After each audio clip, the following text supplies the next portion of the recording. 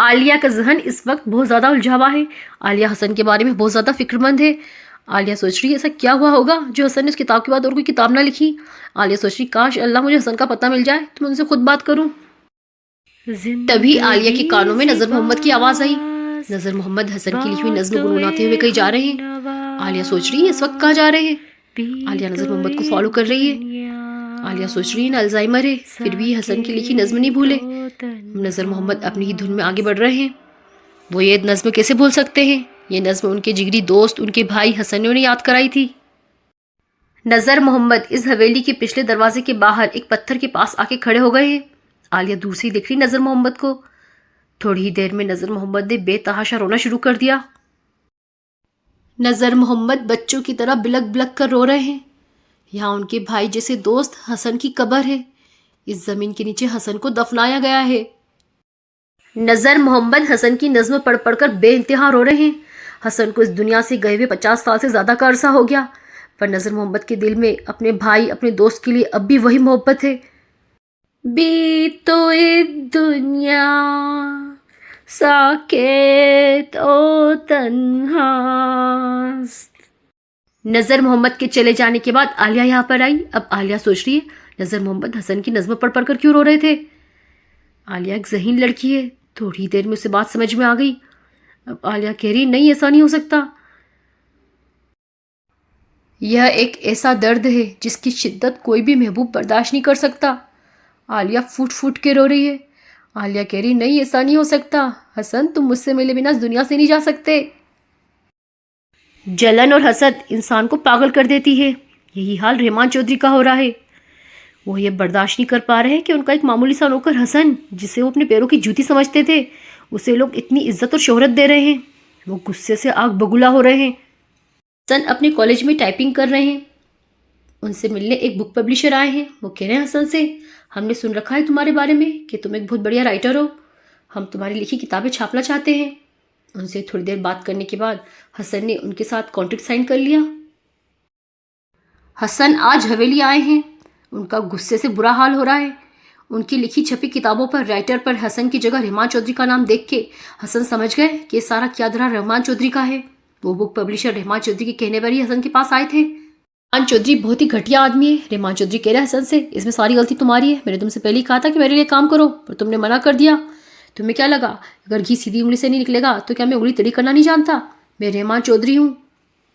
हसन को पूरी बात समझ में आ गई। वो बुक पब्लिशर रहमान चौधरी का ही आदमी था। वो रहमान चौधरी के कहने से हसन के पास आया था। हसन कह रहे मैं तुम्हें ऐसा करने नहीं दूंगा। वो सारी किताबें मैंने लिखी हैं, उसमें मेरे ख्यालात थे, तुम उस पर अपना नाम नहीं लगा सकते। रहमान चौधरी कह रहे शायद से तू तेरी औकात भूल गया। तू मेरे पैरों की जूती है। अपने मजदूरी के पैसे ले और निकल यहाँ से। हसन कह रहे मैं तुम्हें ऐसा करने नहीं दूंगा, देख लेना। रहमान चौधरी को बहुत ज़्यादा गुस्सा आ गया। रहमान चौधरी ने गुस्से की हालत में वहाँ सजी एक तलवार खींच के निकाली और हसन पे हमला कर दिया। हसन इस हमले के लिए तैयार नहीं थे। वो ये नहीं जानते थे कि ये आदमी हसद और तकब्बुर में पागल हो चुका है, कि ये इस हद तक गिर जाएगा। अब हसन देख रहे रहमान चौधरी को। रहमान चौधरी ने एक के बाद हसन पे कई हमले कर दिए। रहमान चौधरी के साथ उनके आदमी भी हैं। रहमान चौधरी कह रहे इसे यहाँ से उठा के हवेली के बाहर ले जाओ। बेहोशी की हालत में यहाँ पड़े हुए, उनके घावों से बहुत ज़्यादा खून निकल रहा है। रहमान चौधरी के आदमी कह रहे हैं इसे ऐसी हालत में यहाँ नहीं छोड़ सकते, अगर किसी ने इसे यहाँ देख लिया तो। रहमान चौधरी कह रहे हैं ठीक है फिर इसका काम यही तमाम करते हैं, इसे ख़त्म कर दो और यही मिट्टी में इसे दफना दो। किसी तरह नज़र को पता चल गया कि हसन हवेली आए हैं। अब हसन को हवेली के आसपास ना पाकर नज़र ने देखा हवेली के पिछले गेट के बाहर कुछ हलचल हो रही है। अब नज़र भागकर इधर आए हैं। यहाँ आकर उनके पैरों तले ज़मीन निकल गई। यहाँ सामने ही हसन बेहोश हालत में पड़े हुए हैं। को इस हालत में देख के नज़र उन्हें बचाने के लिए आगे आ रहे हैं। तभी हसन की नज़र पर पड़ी। हसन ने उन्हें इशारे से मना कर दिया कि तुम आगे मत आओ। हसन समझ गए थे कि अब उनका वक्त आ गया है। उनके जिस्म से बहुत ज़्यादा खून निकल गया है, अब उनको बचाया नहीं जा सकता। हसन पढ़े लिखे थे, समझदार थे। वो नहीं चाहते थे कि उनकी वजह से उनके जान से प्यारे दोस्त नज़र की भी जान को खतरा हो। ये लोग नज़र को भी मार डालेंगे। थोड़ी ही देर में हसन की जान निकल गई। रहमान चौधरी की तलवार ने एक ख्वाब देखने वाली आंखों को हमेशा हमेशा के लिए सुला दिया। हसन बहुत ज़हीन और समझदार लड़का था। वो इतनी जल्दी मरना डिज़र्व नहीं करता था, पर तकब्बुर ने, जलन और हसद ने उसकी जान ले ली। रहमान चौधरी और उनके आदमियों के अलावा सिर्फ नज़र ही हैं जो ये बात जानते हैं कि हसन इस हवेली के पीछे दफन है। नज़र यहाँ बैठ के रो रहे हैं, वो अपने दोस्त को याद कर रहे हैं। वो सोच रहे हैं कि मरते वक्त भी हसन को नज़र का ख्याल रहा। वो नहीं चाहते थे कि रहमान चौधरी और उनके आदमी नज़र को कोई तकलीफ़ पहुँचाए, वो उन्हें मारे। नज़र ने निशानी के तौर पर एक पत्थर खींचकर लाकर उस जगह पर रख दिया जिसके नीचे हसन दफन है, ताकि उन्हें याद रहे कि ये जगह हसन की कब्र है। नज़र हर साल हसन की बरसी पर यहाँ आते हैं अपने दोस्त को फूल चढ़ाने। हसन को मारने का रहमान चौधरी को कोई पछतावा और मलाल नहीं था। उनके लिए हसन बस एक स्लेव था, उनका नौकर, उनका गुलाम, जो अपनी मालिक की मर्जी से सांस ले और अपनी मालिक की मर्जी से दम तोड़ दे। रहमान चौधरी ने हसन को दफनाकर उनके बैग में रखी उनकी अधूरी लिखी किताब को भी पब्लिशर को दे दिया था छपवाने के लिए। अब उनमें इतनी अकल तो थी नहीं कि वो पहले खोल के उस किताब को पढ़ लेते। रहमान चौधरी तो अब भी उसी मुगालते में है कि जिस तरह स्कूल के दिनों में हसन ने रहमान चौधरी के लिए पढ़ाई कर कर उनके एग्ज़ाम देकर उन्हें शोहरत और इज़्ज़त हासिल करवाई थी, ठीक उसी तरीके से वो हसन की लिखी किताबों को अपने नाम से छपवा कर कॉलेज में भी शोहरत हासिल कर लेंगे। रहमान चौधरी ने हसन की लिखी सारी किताबों को अपने नाम से छपवा कर बड़ी ही धूमधाम से लॉन्च करवाया। सभी लोगों को किताबें पसंद आ रही हैं। सभी लोग रहमान चौधरी की बड़ी तारीफें कर रहे हैं कि चौधरी साहब आपने तो बड़ी शानदार किताबें लिखी हैं। वो लोग पूछ रहे हैं, चौधरी साहब आपने इतनी अच्छी इंग्लिश और पर्शियन लैंग्वेज कहाँ से सीखी, ज़रा हमें भी बताएंगे। ये सवालात सुन के रहमान चौधरी कंफ्यूज हो गए, वो शॉक हो गए। क्या? उन्होंने जल्दी से किताब खोल के देखी। ये सारी किताबें तो पर्शियन, उर्दू और इंग्लिश लैंग्वेजेस में हैं। अब रहमान चौधरी को समझ में नहीं आ रहा कि उनके सवालों का क्या जवाब दे। वो लोग सवाल पे सवाल पूछे जा रहे हैं। अब रहमान चौधरी घबरा कर वहां से आ गए। इंग्लिश पर्शियन तो छोड़ो, रहमान चौधरी को तो उर्दू जबान में ढंग से नहीं आती। अब रहमान चौधरी सोच रहे हैं ये काम करके उन्होंने तो अपने पैरों पे कुल्हाड़ी मार ली। अब सभी लोग रहमान चौधरी को आलिम समझ रहे हैं, पर दरअसल में रहमान चौधरी तो जाहिल है, उनकी सारी डिग्रियां फर्जी हैं। अब रहमान चौधरी घबरा रहे हैं। वो सोच रहे हैं अब मैं क्या करूँ। उन्होंने बुक पब्लिशर को बोल के सारी किताबें अपने घर मंगवा ली और घर मंगवा के उन्हें नीचे तहखाने में डाल दिया। आज प्रेजेंट में हसन की मौत के बारे में जानकर आलिया रो रो कर हसन को याद करके सो गई। अब आलिया नींद में बेचैन हो रही है। आलिया को ऐसा महसूस हो रहा है कि जैसे कोई आलिया के कमरे के बाहर खड़ा हो। एकदम से घबराकर आलिया उठ गई।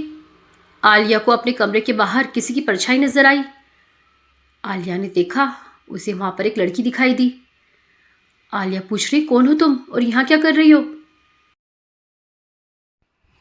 वो लड़की कह रही है, मैं यहाँ किसी को लेने आई हूँ। आलिया कह रही, पर किसे? वो लड़की बता रही है, 50 सालों से इस हवेली में कोई कैद है, मैं उसे कैद से छुड़ाने आई हूँ, मैं उसे अपने साथ ले जाने आई हूँ। आलिया ने उस लड़की को अंदर आने का इशारा कर दिया। अब आलिया को पता ही नहीं चला कि कब वो उस लड़की के साथ चलते चलते नीचे तहखाने तक आ गई। आलिया को पता ही नहीं चला कि वो कब नीचे तहखाने में आ गई।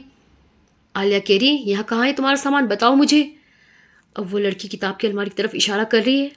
आलिया ने जैसे उसके इशारे की तरफ देखा, आलिया ने देखा उस अलमारी में किताबों की जगह हसन मौजूद है। आलिया सोच रही है ये कैसे हो सकता है। अब आलिया ने देखा जितनी भी किताबों की अलमारी थी उन सब में हसन मौजूद है। वो लड़की वहां से गायब हो गई। अब आलिया चिल्ला रही है, चीखें मार रही है। वो कह रही, नहीं ऐसा नहीं हो सकता, तुम मेरे हसन को कैद नहीं कर सकते। अब आलिया की चिल्लाने की आवाज़ ऊपर हवेली में भी आ रही थी। हवेली के सारे नौकर नीचे तहखाने की तरफ भागे। यहाँ आलिया चिल्ला चिल्ला कर बेहोश हो गई है। हसन की मौत और उनके साथ हुई इस नाइंसाफ़ी से आलिया का दिमाग पूरी तरीके से अपसेट है। ये सब आलिया का हेलुसिनेशन है। आलिया के दिमाग में वसवसे आ रहे हैं। शाहनवाज इंडिया आ गया है, उसके साथ रहमान चौधरी भी आए हैं। शाहनवाज नौकरों के बताने पे नीचे तहखाने में आ गया। वो कह रहा है, ये आलिया यहाँ नीचे कैसे आई? नौकर बता रहे हैं कि बीबी जी तो यहाँ तहखाने में आती रहती हैं, पर आज यहाँ पे इनकी चीखने चिल्लाने की आवाज़ आई, हमने आके देखा तो यहाँ बेहोश पड़ी थी। अब शाहनवाज देख रहा है आलिया को। वो कह रहा अपने नौकरों से, चलो इसे लेके ऊपर कमरे में ले चलो। रहमान चौधरी भी शाहनवाज के पीछे पीछे नीचे तहखाने में आ गए थे। नौकर आलिया को उठाकर यहाँ से ले जा चुके हैं। अब रहमान चौधरी देख रहे हैं इस तहखाने में रखी अलमारी को। इन अलमारियों में अब भी हसन की लिखी किताबें मौजूद हैं, जिन पर रहमान चौधरी ने अपना लेबल लगा लिया था। रहमान चौधरी सोच रहे हैं, ये आलिया यहाँ क्या कर रही होगी? नौकरों ने बता दिया था कि आलिया बाजी तो यहाँ आती रहती है। अब रहमान चौधरी सोच रहे हैं कि आलिया ने ये सारी किताबें पढ़ तो नहीं ली। रहमान चौधरी ने हवेली के नौकरों को हुक्म देकर तहखाने से सारी किताबों को बाहर निकलवा लिया था। रहमान चौधरी ने इन सारी किताबों को आग लगा दी। रहमान चौधरी सोच रहे हैं ये काम उन्हें बहुत साल पहले ही कर लेना चाहिए था। सुबह नींद से उठने के बाद आलिया अब पूरी तरह से अपने होशो-हवास में आ चुकी है। आलिया एक ज़हीन लड़की है, वो समझ गई ज़्यादा स्ट्रेस लेने की वजह से उसे हेलुसिनेशन हो रहे हैं। शाहनवाज को आलिया से कोई खास लगाव नहीं है, वो उसका हालचाल पूछ के अपने काम पे निकल गया। आलिया को एकदम से धुएं की स्मेल आई। आलिया आई हवेली के इस हिस्से में। आलिया ने देखा यहाँ पे किताबें जल रही हैं। आलिया ने समझदारी दिखाते हुए पहले ही कुछ खास किताबें हसन की लिखी अपने घर पहुँचा दी थी। ये तो उन किताबों की कॉपियाँ हैं जो रहमान चौधरी ने यहाँ जलाई हैं। रहमान चौधरी बड़े ही पुरसुकून होकर अपने कमरे में बैठे हैं। उन्हें अपने किए किसी भी गुनाह का कोई पछतावा नहीं है। उन्हें बिल्कुल भी मलाल नहीं है कि उन्होंने जवानी में किसी की जान ली थी। रहमान चौधरी अपने कमरे की खिड़की में खड़े हैं। तभी उन्हें किसी के बात करने की आवाज़ सुनाई दी। आलिया किसी से बात कर रही है। आलिया कह रही है हसन मुझे आज अपनी किताब पूरी लिख के देने वाले हैं। मैं उनकी किताब लिखने का इंतज़ार कर रही हूँ। हसन जब उनकी किताब पूरी लिख लेंगे तब मैं वहाँ जाकर उनसे वो किताब ले लूँगी। आलिया शायद से अपनी किसी फ्रेंड से बात कर रही है। आलिया ज़रा ज़ोर ज़ोर से बात कर रही है। रहमान चौधरी सुन रहे हैं आलिया की बातों को। आलिया कह रही है हसन ने मुझे उसी जगह मिलने बुलाया है जिस जगह वो मुझे अक्सर बुलाते रहते हैं। तुम आना कभी, मैं तुम्हें ले चलूँगी। बड़ा ही सुकून है उस जगह। वो जगह हवेली के पिछले दरवाजे के बाहर है। इस बात की तह तक को जाने के लिए रहमान चौधरी जा रहे हैं उस जगह जहाँ आज से 50 साल पहले उन्होंने हसन को दफनाया था। अब रहमान चौधरी सोच रहे हैं कि ऐसा कैसे हो सकता है, हसन मर के वापस कैसे आ सकता है। रहमान चौधरी आ गए हैं उस जगह। रहमान चौधरी देख रहे हैं ये वही जगह है जहाँ आज से 50 साल पहले उन्होंने हसन को दफनाया था। एकदम से सामने देख के रहमान चौधरी चौंक गए। यहाँ एक पेड़ पे बड़े बड़े अल्फाजों में हसन लिखा हुआ है। रहमान चौधरी सोच रहे हैं ये किसने लिखा। तभी किसी सरसराहट की आवाज़ से रहमान चौधरी का ध्यान हट गया। वो पीछे मुड़ के देखने लगे। फिर जैसे ही उन्होंने आगे देखा उन्होंने देखा हसन के नाम पे खून रिस रहा है और वहाँ ऐसा लग रहा है जैसे अभी अभी कोई बैठ के कुछ लिख रहा था।